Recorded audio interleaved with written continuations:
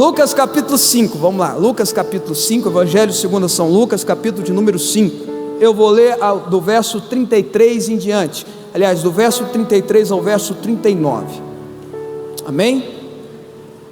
Quem abriu, diga um amém forte aí.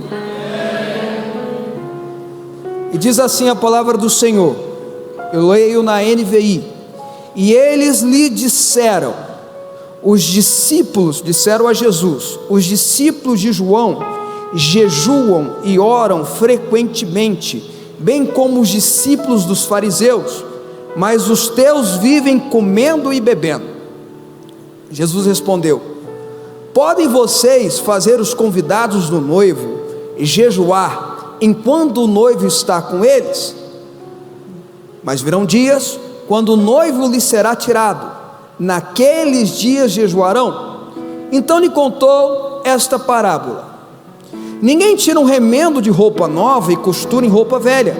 Se o fizer, estragará a roupa nova, além do que o remendo na nova não se ajustará à velha. E ninguém põe vinho novo, aqui está vasilhas, mas o termo que se usa mais é odres, em odres de couro velho. Se o fizer, o vinho novo rebentará a vasilha e se derramará, e a vasilha se estragará. Ao contrário, vinho novo deve ser posto em vasilha de couro novo. E ninguém, depois de beber o vinho velho, prefere o novo, pois diz: o vinho velho é melhor. Dá um glória a Deus aí comigo. Glória a Deus pela palavra de Deus, amém? Eu queria falar um pouquinho sobre avivamento usando esse texto que eu acho maravilhoso. A Bíblia conta, e conta também nos outros evangelhos sinóticos, Marcos conta isso, Mateus conta isso, e cada um com a sua visão, que Jesus estava comendo, jantando na casa de Mateus. Isso aconteceu na casa de Levi ou Mateus, e nessa janta tinha lá publicano, tinha um bando de pecador, e a Bíblia diz que os fariseus começaram a questionar Jesus: poxa, você está jantando com essa gentalha? E Jesus olha para eles e fala assim: sim, estou jantando, porque eu estou aonde os doentes que precisam de médico, que precisam de remédio, que precisam de cura estão. Eu não estou atrás de quem está saudável, eu estou atrás de quem precisa de mim. E depois que ele fala isso, o Evangelho de Lucas conta de um jeito, Mateus e Marcos conta de outro. O Evangelho de Lucas dá a entender que foram os fariseus, Marcos e Mateus dá a entender que foram os discípulos de João Batista. Chegam em Jesus e perguntam: por que os discípulos de João jejuam? Por que os discípulos dos fariseus jejuam e os teus discípulos não jejuam? E Jesus responde naquela categoria do mestre, diz para eles: olha, enquanto o noivo está na festa, quando está tendo a festa do casamento, não tem sentido jejuar. Tem lógica eu estar lá num casamento de um amigo meu, e ele fala: come os docinhos, e eu dizer para ele: não, eu estou jejuando. É isso que Jesus falou, não tem a menor lógica. Mas Jesus sabia o que estava no coração deles. Jesus sabia que eles queriam julgar os discípulos dele. Jesus sabia que os discípulos de João e os discípulos dos fariseus estavam se achando maiores do que os discípulos de Jesus, mais santos, mais consagrados, sei lá o quê. E aí Jesus olha para eles: deixa eu contar uma historinha para vocês. Jesus era um contador de história, ele ensinava com parábolas, e ele fala da parábola das vestes novas com remendo velho, ou vestes velhas com remendo novo. E eu quero focar na segunda parte, dos odres e do vinho. Odres velhos que recebem vinho velho, ou tem vinho velho, contém vinho velho, e odres novos que recebem vinho novo. E eu quero focar porque eu creio que Deus quer nos despertar, e Ele está nos despertando para esse último vento de avivamento. Não sei quanto tempo vai durar, mas Ele está nos despertando para isso, para que nós recebemos o que é o vinho novo de Deus. Sabe, irmãos, Quem gosta de estudar a história da igreja, como eu, já deve ter ouvido falar do avivamento de Charles Finney, já deve ter ouvido falar do avivamento de Whitefield, ou dos grandes pregadores do passado que pregavam e as pessoas aceitavam Jesus, desde Spurgeon antigamente, Moody até Billy Graham, e hoje dizem assim: eu quero isso na minha vida. O que acontecia com John Wesley, eu quero isso na minha vida. Eu vou ser muito sincero com você. Deus não quer um novo Whitefield, Deus não quer um Charles Finney novo, Deus não quer um Spurgeon novo, Deus não quer um Billy Graham novo, porque Ele já teve esses. Eu escuto as pessoas muitas vezes dizendo assim: faz de novo Deus, faz de novo. E nós cantamos uma canção tão bonita que eu gosto tanto de cantar, de um amigo meu: faz de novo, Senhor. Mas eu realmente creio e quero que você foque não no de novo, mas sim no novo. Não é no de novo, é no novo. Deus quer fazer o novo. Ele já teve Charles Finney, agora Ele quer você. Ele já teve o Spurgeon, agora Ele quer você. Ele já teve Billy Graham, agora Ele quer você. Ele já teve Paulo, Pedro, agora Ele quer você. Não é o de novo, Ele quer o novo. Ele tem o vinho novo. Mas para que eu receba o vinho novo, eu preciso aprender algumas coisas. E a história dos odres novos é interessante, porque ensina sobre avivamento aí. O Senhor Jesus está ensinando sobre avivamento. Odres, ou vasilha de couro, a NVI já traduziu. O que era o odre? A vasilha de couro era um saco, uma sacola, feita com couro de ovelha. Tirava toda a carne, às vezes o mais bonitinho deixava o pelo de fora, fazia uma coisa mais bonitinha, mas por dentro tirava toda a carne, só sobrava o couro, e era costurado, e ali colocava-se, naquela época não tinha geladeira, não tinha o conhecimento que tem hoje, ali colocava-se os alimentos, as bebidas perecíveis, leite, vinho e talvez água, mas era mais para leite e vinho. Com o tempo ia desgastando, com o tempo ia enrugando, com o tempo ia abrindo, ia estragando, e poderia contaminar o gosto do vinho, ou o leite então coalhava e por aí vai. Então Jesus ensinou que o vinho novo precisa ser colocado no odres novos, até porque se o vinho novo, que libera um gás, que libera algo diferente, colocar-se no odre velho, arrebentaria, estragaria, não suportaria. Se eu quero receber o novo de Deus, eu preciso ser um odre novo.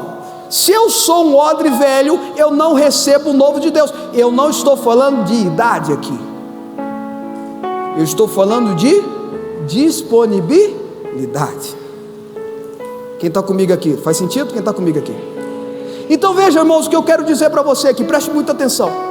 Então, o vinho novo é colocado no odre novo. Como é que é feito o odre novo? O odre novo é feito de ovelha, de couro de ovelha sem carne.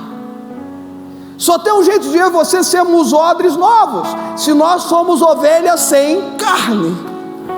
Se nós não sacrificarmos a nossa carne, se nós não jogarmos a nossa carne fora, a nossa carnalidade, nós não conseguiremos ser odres novos. E isso não é fácil, é difícil, porque é uma luta interna que eu e você temos que ter. É uma luta que eu e você temos que ter com Deus. A gente faz como Jacó, manda todo um passado vol do Jaboque, vê em Deus, e não é anjo, tá?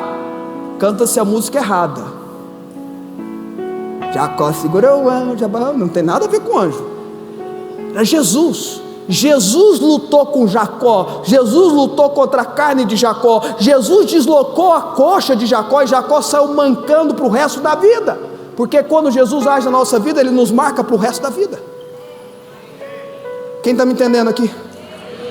Então veja, irmãos, eu e você precisamos ser ovelhas sem carne, e com disponibilidade para ser usado. Apóstolo Paulo diz que na grande casa existem utensílios de todo tipo, de barro, de prata, de ouro, de madeira, está lá em 1 Timóteo, e ele diz assim: isso não interessa se você é de madeira, se você é de barro, se você é de ouro, se você é de prata, ou seja, não interessa se você é um estudante, uma pessoa estudada, intelectual, com tantos PhDs e doutorados, ou se você é uma pessoa que não estudou muito, não interessa se você tem muito dinheiro ou não, o que interessa é você ser vaso de honra, o que interessa é você ser um objeto útil ao seu possuidor. Vocês estão entendendo o que eu estou falando, irmãos? Então, quando eu sou um odre novo, eu recebo o vinho novo. Enquanto eu não for um odre novo, eu não vou receber o que é novo. E às vezes Deus gasta um tempo com a gente, trabalhando com a gente, para eliminar a nossa carne, para jogar a nossa carne fora, para que a gente se torne um odre novo. Quem está comigo, dá um glória a Deus bem forte aí. Segunda coisa, bem rapidamente, a Bíblia diz que, e é interessante, quando Jesus fala sobre vinho novo e odre novo, ele sempre fala depois do jejum. Depois que ele fala de jejum, ele estava ensinando dentro de um jantar sobre jejum. Ele estava falando para os irmãos: olha, se você, quando o noivo for tirado de você, você deve jejuar. Quando o noivo for tirado, exatamente nesse período que nós estamos vivendo hoje, é o período de Jesus ter sido arrebatado aos céus, ter subido aos céus e até a sua volta, até que ele venha, eu e você precisamos jejuar. Agora, o jejum é um ato de consagração. Eu abro mão do meu alimento, eu abro mão do sustento para me consagrar a Deus. Jejum não pode ser regime, não pode ser intermitente para emagrecer. Isso é bom, isso é uma bênção, isso faz bem, isso é saudável, mas jejum de verdade é aquele que eu me consagro a Deus. Quem está comigo? Segunda coisa, avivamento só acontece quando há quebrantamento, quando há consagração, quando há choro diante de Deus, quando há arrependimento de pecados. Deus, em Joel capítulo 2, a Bíblia diz que o Espírito Santo, nos últimos dias, o Senhor derramará o Espírito Santo. Em Atos capítulo 2, quando Pedro fala que estava se cumprindo Joel capítulo 2, ele usa a expressão do Espírito Santo. No original de Joel é o, no original de Atos é do. Isso quer dizer que o agir do Espírito Santo não aconteceu apenas uma vez. O Espírito Santo não desceu apenas uma vez, ele quer descer continuamente. Quem está comigo? Mas ele só desceu em Joel capítulo 2, quando os jovens tiveram visões, quando os velhos sonharam, quando teve sinais e maravilhas do céu, depois que os sacerdotes ruivaram pelos pecados de Israel, choraram, rasgaram suas vestes, rasgaram seus corações e disseram: Deus, tem misericórdia da nossa nação. Sem isso não haverá avivamento. Pode ter visitação, pode ter momentos de alegria, de êxtase em Deus, pode ter uma pessoa ou outra com a sua vida transformada, mas avivamento que muda a sociedade, que muda cidadãos, que muda uma cidade, que muda um estado, que muda o país, só vai acontecer quando a igreja se quebrantar em arrependimento diante de Deus. Terceiro, avivamento vem quando eu busco um novo de Deus. Eu disse isso. E ele usa uma outra analogia nesse texto. Ele usa da roupa nova com o remendo velho. Eu não vou entrar muito nisso porque eu não quero usar essa analogia, mas só pegando essa expressão e lembrando você o quanto é importante para a Bíblia ter vestes novas. Quão importante é no texto bíblico ter a roupa correta. Isso tem a ver com o que nós expomos, o que nós somos para fora. Não importa apenas ter transformação para dentro, a minha transformação precisa exalar para fora. Quem está me entendendo? Não existe crente interno que não expresse o seu interno para fora. A fé é expressa através das obras. Tiago capítulo 4. Quem está comigo aqui, irmãos? Então, escuta, o que ele fala aqui é, em resumo, bem resumido, é que se você tem uma roupa nova, não adianta você colocar um remendo velho, porque isso é algo provisório. Deus não faz coisas, ou não quer fazer coisas provisórias. Ele até faz coisas provisórias quando há necessidade. A gente vê isso na Bíblia, a gente vê isso na história da igreja. Mas o que Deus quer não é o provisório. Deus quer que você pare de remendar coisas na sua roupa e comece a ter uma nova roupa, santa, pura, consagrada, de um homem e de uma mulher de Deus. Agora entenda algo, isso talvez seja o mais importante da ministração. Preste muita atenção no que eu vou dizer. Deus usa odres novos e vinho novo, mas o sistema de Deus não muda. Ele usa odres novos, Ele derrama vinho novo, mas o sistema é o mesmo. É odres velhos, vinho velho, odres novos, vinho novo. Ele continua usando o vinho e o odre. O sistema de Deus não muda. Tem coisa que em Deus não vai mudar. O sistema de Deus não muda. Ele sempre vai usar, por exemplo, a Bíblia. Ele sempre vai usar a igreja. Ele sempre vai usar homens e mulheres para o sistema dele. O sistema de Deus não muda. Isso é sério, porque toda vez que o homem mudou o sistema de Deus, deu errado. Davi, homem segundo o coração de Deus. Eu amo estudar sobre a inteligência de Davi. Davi era um cara fora do comum de inteligência.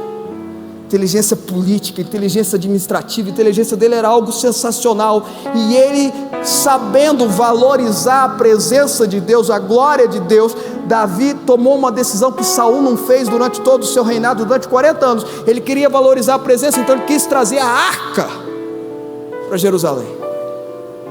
E alguém, a Bíblia não fala, mas alguém sugeriu para ele: olha, vamos colocar a arca num carro novo, vamos fazer uma linda carruagem, algo maravilhoso, sensacional, e vamos colocar a arca. Mas o sistema de Deus não muda.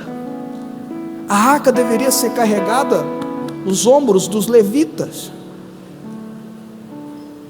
E você conhece a história, você sabe que aconteceu uma tragédia. Um dos bois tropeçou, a arca caiu.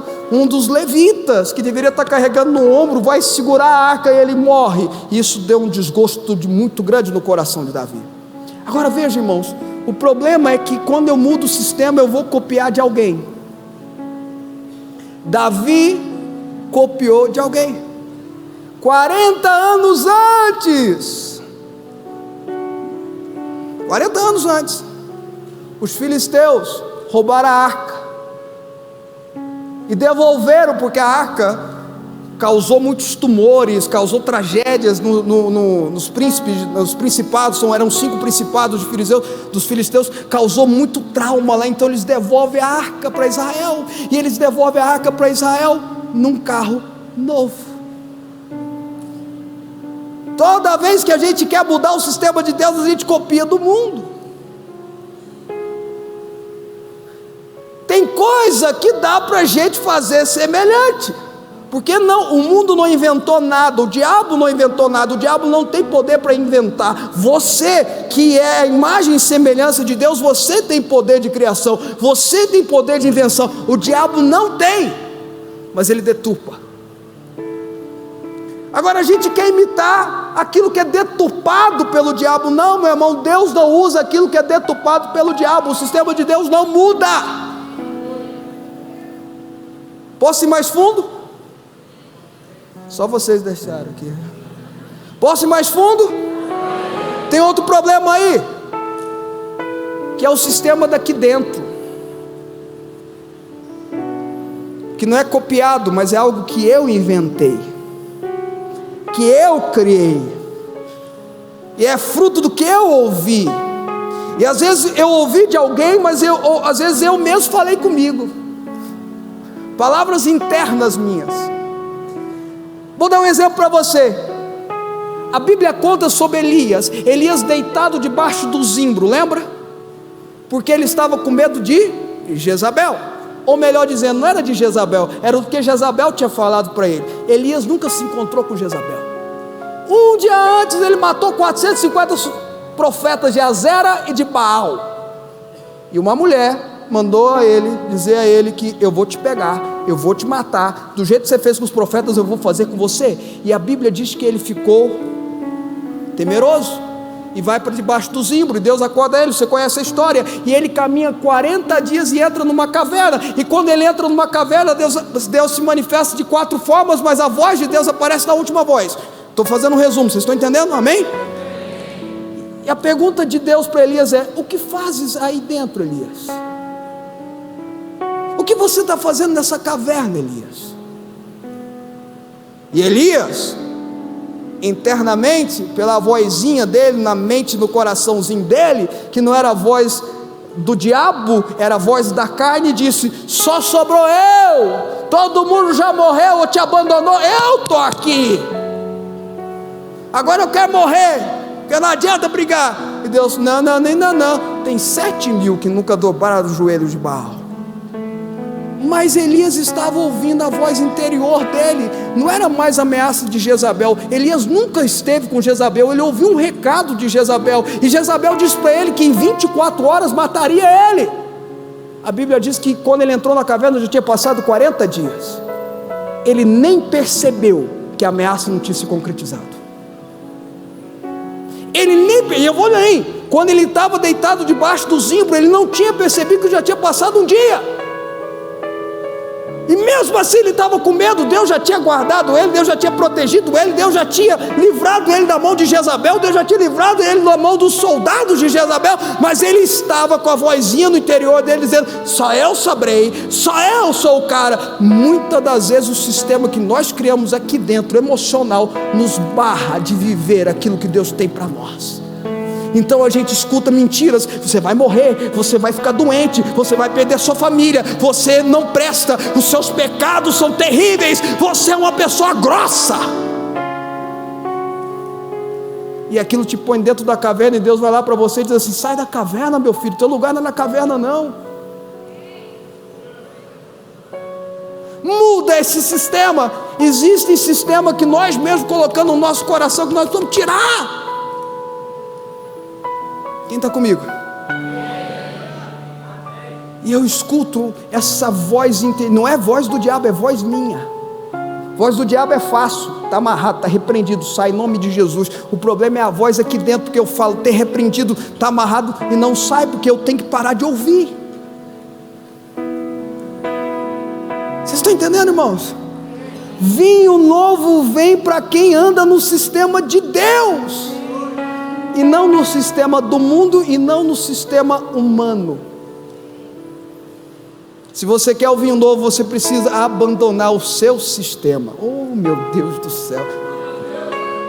Vou repetir: se você quer viver o novo de Deus, você precisa abandonar o teu sistema. Não é o seu sistema que vai viver o novo de Deus, é o sistema de Deus em você que vai gerar o vinho novo na tua vida.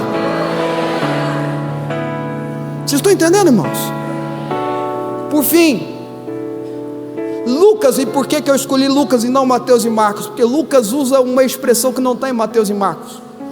Ele diz que aquele que bebe do vinho velho diz que é bom e rejeita o novo. Agora eu vou fazer uma afirmação para você. A Bíblia, ela não erra. A Bíblia é a palavra de Deus, e do jeito que está escrito aqui é o correto. Se a gente não consegue entender, se a gente não consegue interpretar, eu vou pelo texto. Então deixa eu fazer uma afirmação para você aqui: o vinho velho é bom. É por isso que tem tanta gente com dificuldade em receber o vinho novo, porque bebeu do vinho velho. É aqueles que estavam reconstruindo. É como lá na época dos profetas menores, quando estavam, Malaquias conta isso, quando estavam reconstruindo o templo, e aí diz que a glória da segunda casa seria maior do que a primeira. Aqueles que conheceram o templo antigo choravam de saudade. Ah, mas era tão bom, a glória de Deus se manifestava. Nós temos que respeitar o vinho velho. São histórias, são exemplos, são ministrações, são homens e mulheres de Deus que vieram antes de nós. Irmãos, escuta a geração mais nova, escuta o que eu vou te falar em nome de Jesus. Escuta o que eu vou te falar. Não desvalorize quem veio antes de você. A liberdade que você vive hoje, a espontaneidade que você pode viver as coisas de Deus hoje, é fruto de muita gente que apanhou na vida, que você pode comer hoje tranquilamente. Meu bisavô foi missionário paulista lá no Piauí. Os filhos dele nasceu tudo no Piauí, batista, pregava no começo montado num jegue. Hoje nós vamos de avião, não é? Vai de carro, ar-condicionado, e se não tiver ar-condicionado, irmão, nem vou. Hoje nós vivemos na era dos pastores celebridades. Querido, Deus tenha misericórdia de nós. Não estou falando pastores famosos, glória a Deus pelos pastores que pelo ministério deles são famosos, mas eu vejo, e eu ando muito, eu vejo tanta gente celebridade, não me toque, não me haves. E ele chega no culto para pregar,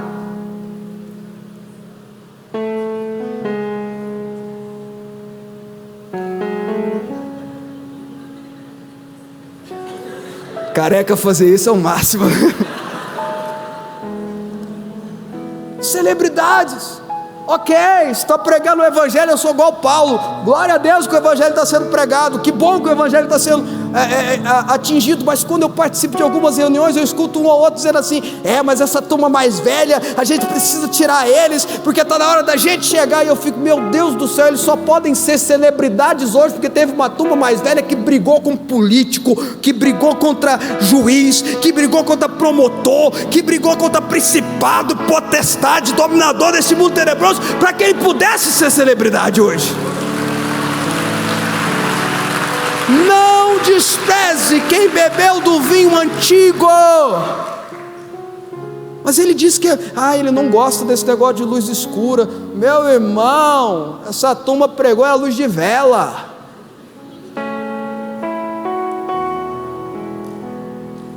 Mas Deus quer um novo. Glória a Deus pelo vinho velho, glória a Deus pelos odres velhos, mas Deus quer odres novos agora, Ele quer vinho novo agora. Então a palavra de Deus para você é, meu querido, não despreze quem tem algo para te ensinar, quem tem algo para ministrar na tua vida, mas deseje, queira, busque o novo de Deus. Vocês estão entendendo? Por fim, o vinho na Bíblia tem uma simbologia de alegria emocional. Eu não vou me aprofundar nisso, eu só quero dizer algo. O vinho, onde ele se manifesta na Bíblia, é uma simbologia de alegria. A Bíblia diz em uns Salmos, e também diz em Ezequiel, mas em Salmos diz que há um rio que sai do templo, e onde ele passa, alegra a cidade. Em Ezequiel diz que, quando diz lá no texto que a gente conhece, Ezequiel 47, que ele vai medindo, e a água dava nos joelhos, dava no lombo, dava no ombro. Obrigado, é bom demais ter esposa, né? E depois era um rio que não podia atravessar se não fosse ao nado. A água saía do templo, veja lá. E aonde a água saía, ela passava, ela gerava vida, ela gerava vida, ela gerava vida. É o vinho. O vinho se manifesta no templo.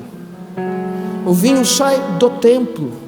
O vinho age através da igreja. Ele contamina a sociedade através da igreja. O vinho novo é derramado nos odres novos que estão na igreja. E esse vinho, esse rio, quando passa, alegra a cidade, alegra o estado, alegra o país, alegra as nações. E esse vinho e esse rio, onde ele passa, gera vida.